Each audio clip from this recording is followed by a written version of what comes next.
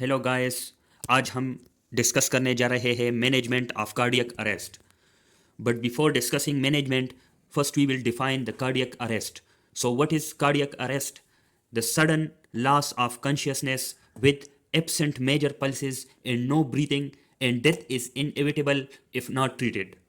Okay, so we have seen three things in the definition of cardiac arrest: sudden loss of consciousness, first; absent major pulses, 2; no breathing, 3.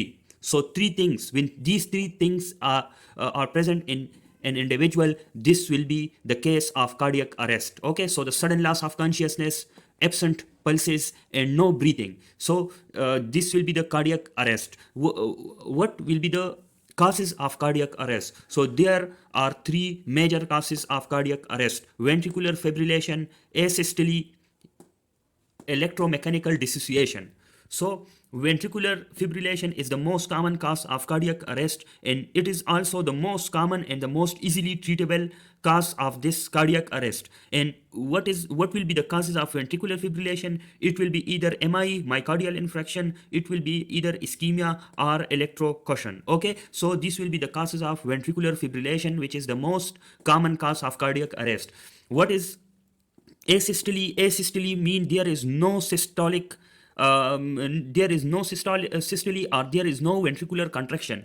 And what is the cause of this asystole? It is the failure of conduction tissue. Okay, and this cause of the cardiac arrest got the poor prognosis. Okay, the third cause is electromechanical dissociation. What is electromechanical dissociation? So in this condition, there will be normal electrical activity of the heart, but there is no pulse and no cardiac output. Okay, so it is the pulseless disease, pulseless electrical condition. Okay, pulseless electrical disease. And what are the examples of electromechanical dissociation? There will be, for example, the cardiac rupture. In the cardiac rupture, there is electromechanical dissociation, and also in the massive pulmonary embolism, there is electromechanical dissociation. There will be either normal electrical activity or the abnormal electrical activity, but there will be no pulse. No pulse will be can be feel or can be palpated in the electromechanical dissociation. So these are the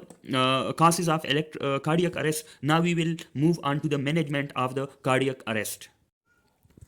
So how we will manage the case of cardiac arrest? So management of cardiac arrest. So first we will confirm the diagnosis of cardiac arrest, as we have defined the cardiac arrest as unconscious, no breathing, and no pulse. So we will check for these three things, and we will confirm the diagnosis of arrest. When we diagnose the cardiac arrest, then we will go for call for help. Okay, call for help. Then after that, we will position the patient on firm flat surface with face position to the mean supine position. We will place the patient into the supine position. Then after that, we will look, listen, and feel for breathing. Then after that, we will check for major pulses like carotid pulse. Okay, we will palpate the carotid pulse, and we will look for it.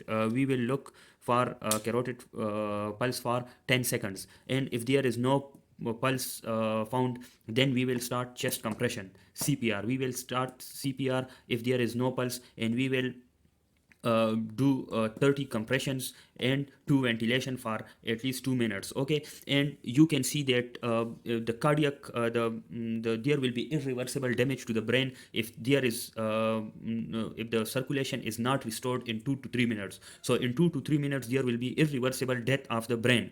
So now the ABC criteria or the ABC guidelines change to CAB, circulation. First we will maintain the circulation, then after it there will be airway, then after the last one is breathing. Okay, so airway, breathing, circulation now change to circulation, airway, and breathing. Okay, so this is the general management. If we are outside the hospital or and in the first we will do these steps as a first aid management. But if when we are in the hospital, then we have to do we have to we need these three things: ECG machine to look for the rhythm of the heart. Okay, so any abnormality in the rhythm of the heart, then we will need defibrillator to treat that arrhythmias, okay, to treat those arrhythmias due to cardiac arrest. And we will also need the cardiac medications for the cardiac arrest. What are the cardiac medications for the cardiac arrest, we will